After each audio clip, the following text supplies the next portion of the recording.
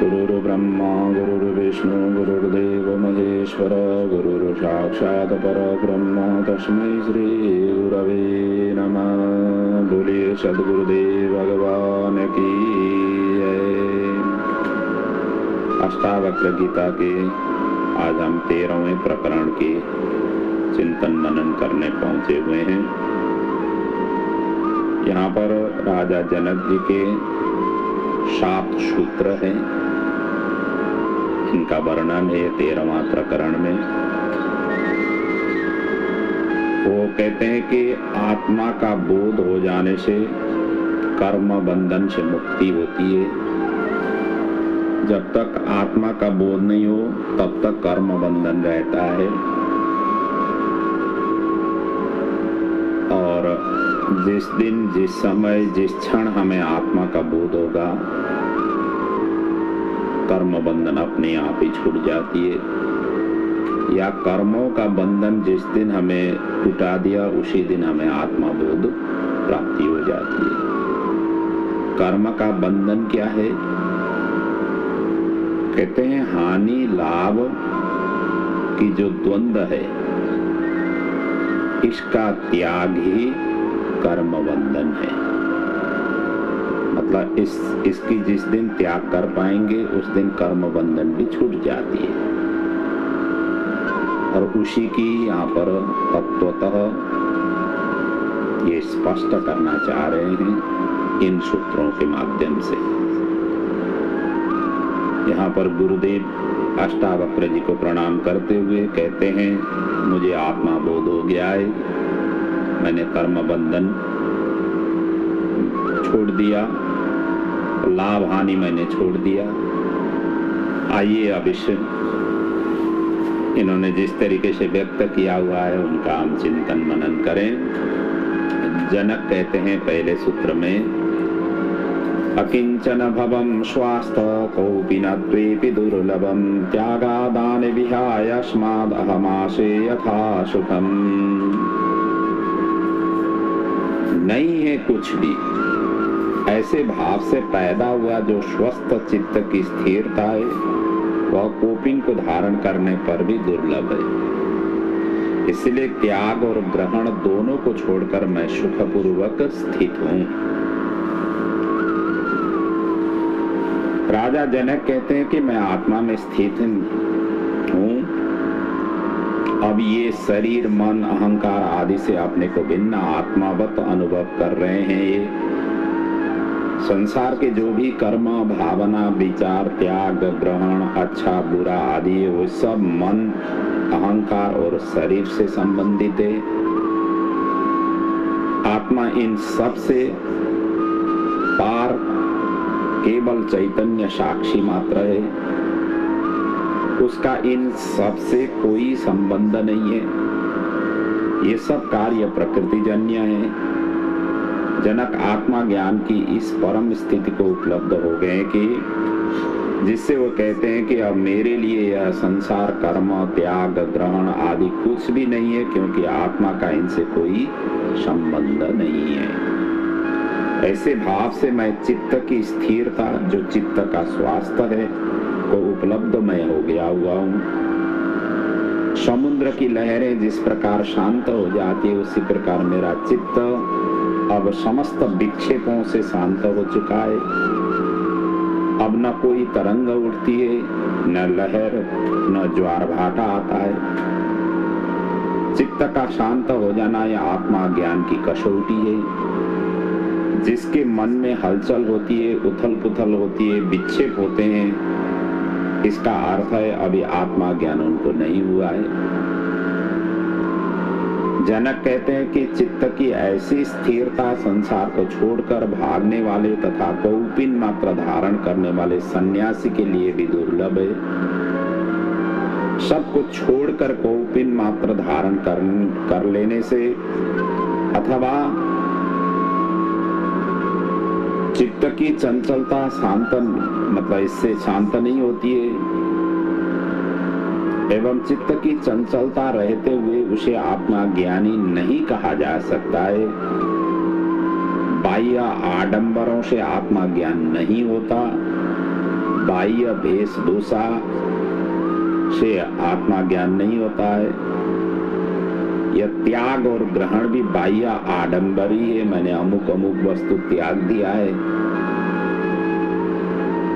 इस प्रकार की जो भाव है या त्याग दिया हुआ है, या कोई अमुक अमुक चीज ही मैं ग्रहण करता हूँ, इस प्रकार की जो भाव है, ये सब के सब आडंबर ही है।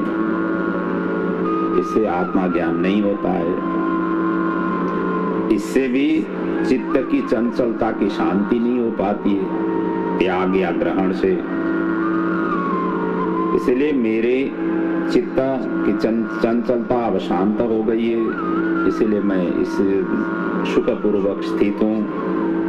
ग्रहण और त्याग दोनों ही चित्त की चंचलता से होती है, जिसको मैंने परित्याग किया हुआ हूँ। आगे की सूत्र में जनक जी कहते हैं, कुत्रापि खेदकायस्य जिह्वा कुत्रापि खिद्यते मनः कुत्रापि तत्यक्त्वा पुरुषार्थे स्थितः सुखम्। कहते हैं कि कहीं तो शरीर का दुख है, कहीं वाणी दुखी है, कहीं मन दुखी होता है। इसलिए तीनों को त्याग कर मैं पुरुषार्थ में, आत्मानंद में सुखपूर्वक स्थित हूँ। इस सूत्र में ये कहना चाहते हैं अष्टावक्र जी कि मनुष्य शारीरिक, मानसिक एवं वाणी के दुखों से दुखी है। शरीर अनेक व्याधियों का घर है। शरीर ही सबसे बड़ी व्याधि है। शरीर रहते सुख संभव ही नहीं है। शारीरिक कष्ट, रोग, थकान, अपाहिज हो जाना, भरण पोषण के लिए शारीरिक श्रम करना आदि शारीरिक दुख है। गूंगा आदि होना, मन के भावों को बिना सोचे समझे प्रकट कर देना, अपशब्द बोलना, कटु भाषण कहना, मिथ्या भाषण करना, अनर्गल प्रलाप करना, अधिक बोलना या आवश्यकता होने पर भी नहीं बोलना आदि वाणी के दुख है, वाणीगत दुख है। वाणी दोष के कारण ही अधिकतर बुद्धिमान पागल भी हो जाते हैं। गूंगे का कोई जीवन ही नहीं होता। ये सब वाणी के दुख हैं। मन के तो अनेक दुख हैं, इसी से ही सारे के सारे दुख उत्पन्न होते हैं। अभाव हो गया किसी वस्तु की, पहले ही मन को जा करके ठेस लगती है। अपमान हुआ कहीं, सीधा मन को ही ये हिट करती है। चिंताएं, आशाएं, महत्वाकांक्षाएं, हीन भावनाएं, प्राप्त करने की चिंताएं, खो जाने की चिंताएं, रख रखाव की चिंताएं, रक्षा की चिंताएं, संकल्प विकल्प आदि, ये सभी के सभी ये मन से संबंधित हैं। और ये इसी के कारण मन सदा दुखित होता रहता है। संसार में स्वस्थ मन वाला व्यक्ति मिलना असंभव है। किंतु जनक जी ये कहते हैं कि मैं इन तीनों प्रकारों के दुखों का त्याग कर आत्मानंद में सुखपूर्वक स्थित हूँ। आत्मा में स्थित हुआ योगी केवल आत्मा के आनंद की ही अनुभूति करता है। जो शरीर, मन एवं वाणी के दुखों से प्रभावित नहीं होता। आत्मा ज्ञान प्राप्त करना ही सबसे बड़ा पुरुषार्थ है। इसी से उस पुरुष तत्व अर्थात आत्मा की उपलब्धि होती है।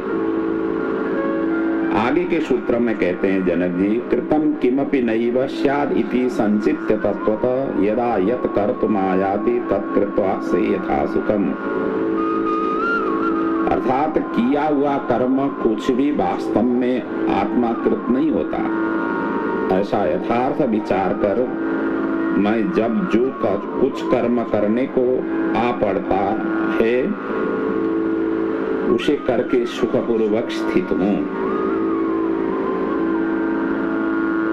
तो इस सूत्र में ये कहना चाह रहे हैं अष्टावक्र जी कि मनुष्य के कर्म दो प्रकार से होते हैं।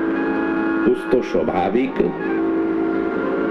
जिसे प्राकृतिक कहें या प्रकृतिगत कहें या उसको अपने आप ही कहें, कुछ कर्म तो ऐसे होते हैं अपने आप होते रहते हैं, इन्हें करना नहीं पड़ता है, वो अपने आप ही होती रहती है। करने के लिए कोई श्रम भी नहीं करना पड़ता है, कोई दिमाग भी लगाना नहीं पड़ता है। जैसे श्वास लेना, ये अपने आप ही होती रहती है, इसके लिए कोई मेहनत करने की जरूरत नहीं पड़ती है।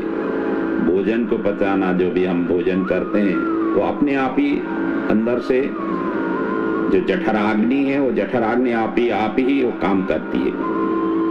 हृदय का धड़कन ये अपने आप ही होती रहती है। रक्त प्रवाह जो शरीर में धमनियों के द्वारा अपने रक्त नलियों में, इन नाड़ियों में जो पहुंचाता है, वो अपने आप ही होती रहती है। ये सभी के सभी शरीर के समस्त कार्य अपने आप होते रहते हैं, इसमें कोई मेहनत करने की जरूरत नहीं पड़ती है।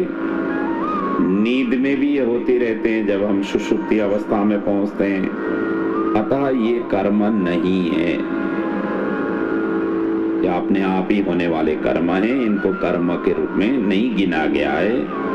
और कुछ कर्म ऐसे हैं जिन्हें मनुष्य कर्तव्य समझकर करता है, कुछ पाने की इच्छा से करता है, मान सम्मान की इच्छा से करता है, पद प्रतिष्ठा के लिए करता है, भोग की वासना से करता है, सुख शांति आनंद के लिए करता है, शरीर पोषण के लिए करता है, अपने विकास एवं उन्नति के लिए करता है, दूसरों की भलाई के लिए करता है, राग द्वेष ईर्ष्या से करता है, आदि जो जितने भी कर्मों का बड़ा विस्तृत जाल है। किंतु इन सब कर्मों में कोई भी कर्म आत्माकृत नहीं है, ये आत्मा नहीं प्रेरणा करती है। आत्मा ने ये आज्ञा नहीं दिया हुआ है कि ऐसा करो वैसा करो। आत्मा तो केवल दृष्टा है, देखता ही रहता है, वो कुछ विक्षेप भी नहीं डालता है, चाहे जो कुछ भी करो। तो आत्मा द्वारा किए गए नहीं है, क्योंकि ये आत्मा अकर्ता है, उसका न कर्म से संबंध है न कर्म फलों से संबंध है। इन सब कर्मों का संबंध शरीर मन एवं अहंकार तक ही सीमित है। अहंकार वश किया गया हर कर्म अपना फल देता ही है। कर्तापन स्वोद्देश्य एवं फलाकांक्षा से किया गया हर कार्य कर्म है। यहाँ तक कि मोक्ष मुक्ति स्वर्ग प्राप्ति एवं शक्ति लाभ के लिए जो कुछ भी किया जाता है, वह सब के सब भी कर्म ही है। जहाँ मनुष्य करता है, जहाँ मैं की उपस्थिति है, वही कर्म है तथा वही उस कर्म का फल भोगता होता है। आत्मा ज्ञानी भी कर्म तो करते ही हैं, उन्हें भी खाने पीने रक्षण संबंधी कर्म करने ही पड़ते हैं, बल्कि वो भी इन सभी कर्मों को करते हैं जिन्हें अज्ञानी करते हैं। वो त्यागी और सन्यासी होकर कौपीन धारण करके नहीं कर रहते, न जंगल भागते हैं। कृष्ण जैसे युद्ध करके भी अलिप्त रहते हैं, सन्यासी जंगल में रहकर भी लिप्त ही हैं। यदि इन सभी कर्मों के पीछे अहंकार है तो ही ये बंधन स्वरूप है, अन्यथा नहीं। ज्ञानी अहंकार रहित होकर स्वाभाविक रूप से कर्म करते हैं। इन्हें न कर्मों के करने का आग्रह होता है न त्यागने का, क्योंकि आत्मा में स्थित हो जाने से इन्हें यह बोध हो जाता है कि कोई भी कर्म आत्माकृत नहीं है, सभी प्रकृति जन्य है तथा मैं प्रकृति से भिन्न चैतन्य स्वरूप हूँ। इसीलिए जनक कहते हैं कि मुझे ऐसा बोध हो जाने से अब अनाग्रह पूर्वक जो कर्म करना पड़ता है उसे कर लेता हूँ। कर्म करने और उसे छोड़ने की वासना का परित्याग हो गया है, इसलिए मैं सुखपूर्वक स्थित हूँ। आगे जाकर के चौथे सूत्र में कहते हैं राजा जनक जी, कर्म नैष्कर्म निर्बंध भावादेहस्थ योगिनः संयोगाद योग वीरः अहमाशे यथा सुखम। ये कहते हैं कर्म और निष्कर्म के बंधन से संयुक्त भाव वाले शरीर में आसक्त जो योगी है, मैं उस देह के संयोग वियोग से सर्वदा पृथक होने के कारण सुखपूर्वक स्थित हूँ। इस श्लोक में, इस सूत्र में राजा जनक जी ये कहना चाहते हैं कि जहां शरीर में आसक्ति है वहां अहंकार मौजूद है, तथा जहां अहंकार है वहां कर्ता भी मौजूद है। कर्ता के रहते जो भी किया जाएगा वह कर्म ही है। निष्कर्म का अर्थ है कर्ता का अभाव। कर्म को छोड़ना निष्कर्म नहीं है, कर्म का अभाव ही निष्कर्म नहीं है, निष्क्रियता भी निष्कर्म नहीं है। आलसी व मूर्दे निष्कर्म को उपलब्ध नहीं होते। जहां मैं नहीं है, जहां कर्म के पीछे उद्देश्य फल की आकांक्षा नहीं है, वही निष्कर्म है। सन्यासी भिखारी को भी कर्म करना पड़ेगा। कर्म छोड़ना ईश्वरीय कार्य में बाधा पहुंचाना है। कर्म करो किंतु उसे ईश्वरीय कार्य समझ करके करो। कर्तापन से मुक्त हो जाओ, निमित्त मात्र बन जाओ। कर्ता का बोध ही अहंकार है जो प्रारंभिक पाप है।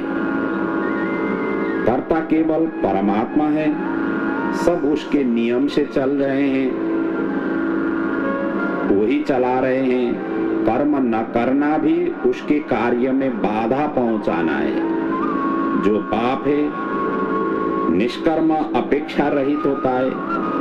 कुछ पाने के लिए छोड़ना भी निष्काम नहीं है। यह तो सौदेबाजी हो गया, सट्टाबाजी हो गया।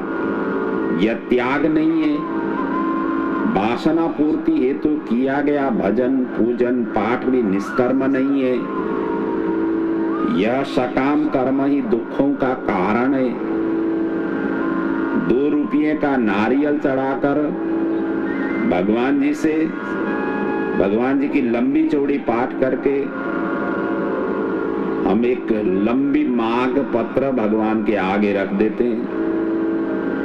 ये कोई साधना नहीं है।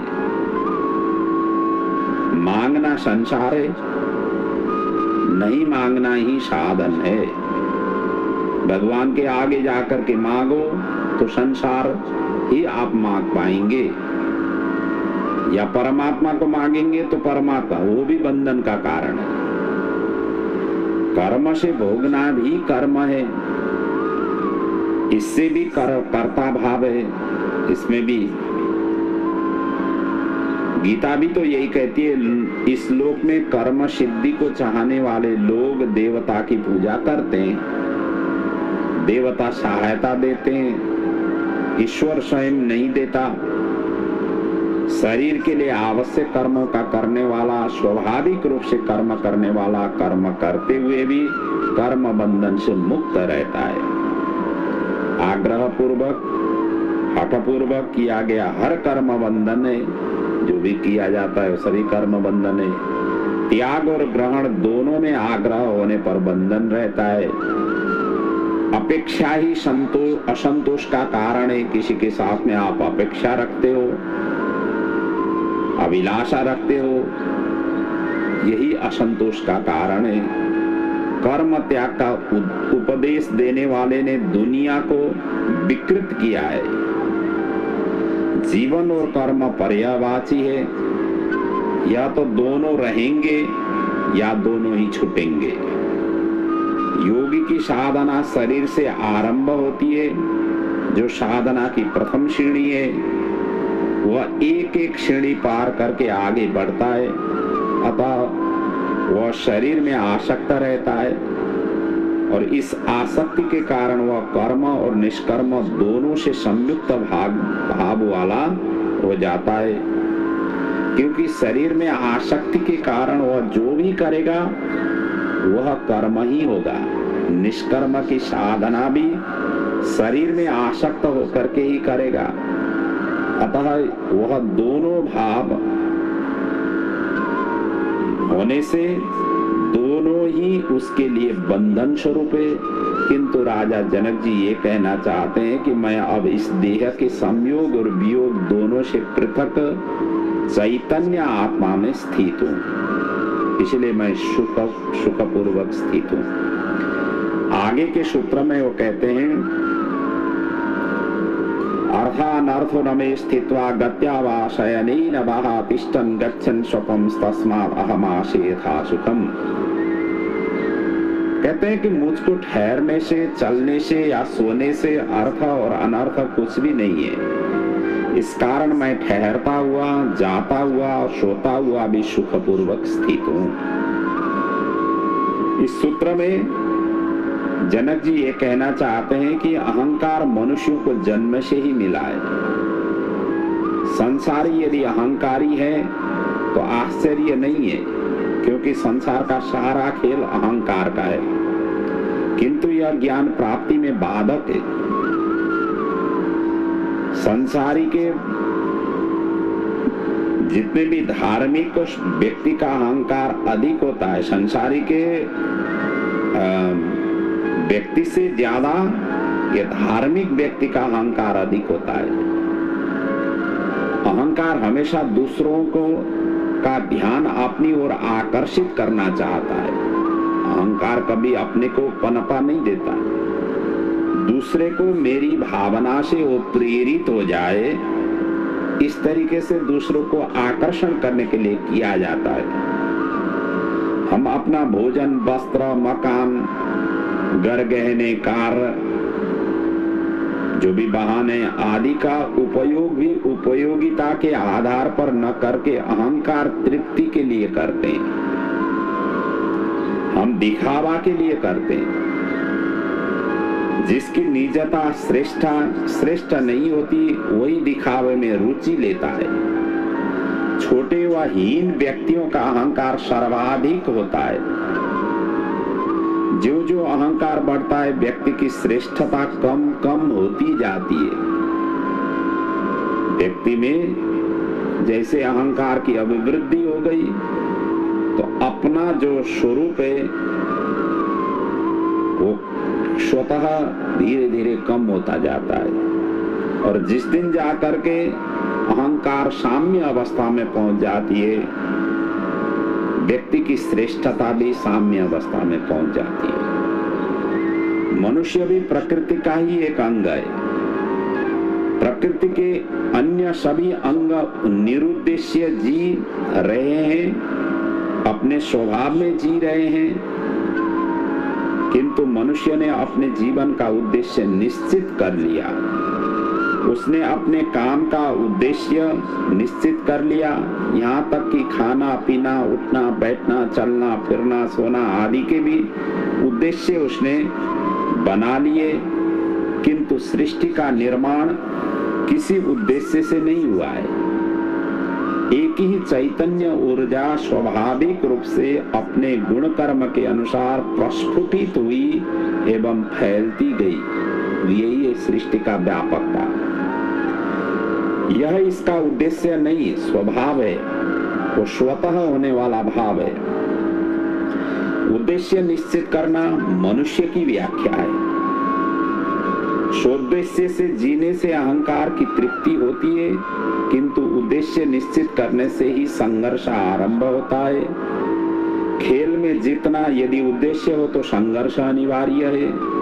धन इकट्ठा करना उद्देश्य हो तो शोषण, बेईमानी, भ्रष्टाचार आवश्यक है। परीक्षा में पास होना उद्देश्य हो तो हथकंडे आवश्यक है। जो कार्य स्वभाव से होते हैं उनमें अहंकार निर्मित नहीं होता। और संत भी अहंकार को बढ़ाने के लिए शोभा यात्रा निकलवाते हैं, बैंड बाजा बजाते हैं और अपने कपड़े कौपीनी धारण करके चलते हैं। उपवासों का भी हिसाब रखते हैं कि किसने कितने उपवास किए हैं। यह अहंकार विभिन्न रूपों में प्रकट होता है। इसलिए जनक कहते हैं कि मैं आत्मा ज्ञान को उपलब्ध हो गया, जो मेरा स्वभाव है। अब मैं अपने स्वभाव में जी रहा हूँ, लाभ हानि अर्थ अनर्थ की दृष्टि से नहीं जी रहा हूँ। अब मुझे ठहरने से, चलने से या सोने से न कोई अर्थ है न अनर्थ है। ये कार्य स्वभाव से ही हो रहे हैं, न दिखावे के लिए न लाभ हानि के लिए। इसीलिए मैं सुखपूर्वक स्थित हूँ। आगे के सूत्र में कहते हैं जनक जी, स्वपतो नास्ति में हानि सिद्धिर यत्नवतो नभा नाशोल्लासो विहाय अस्माद् अहमासे यथा सुखम।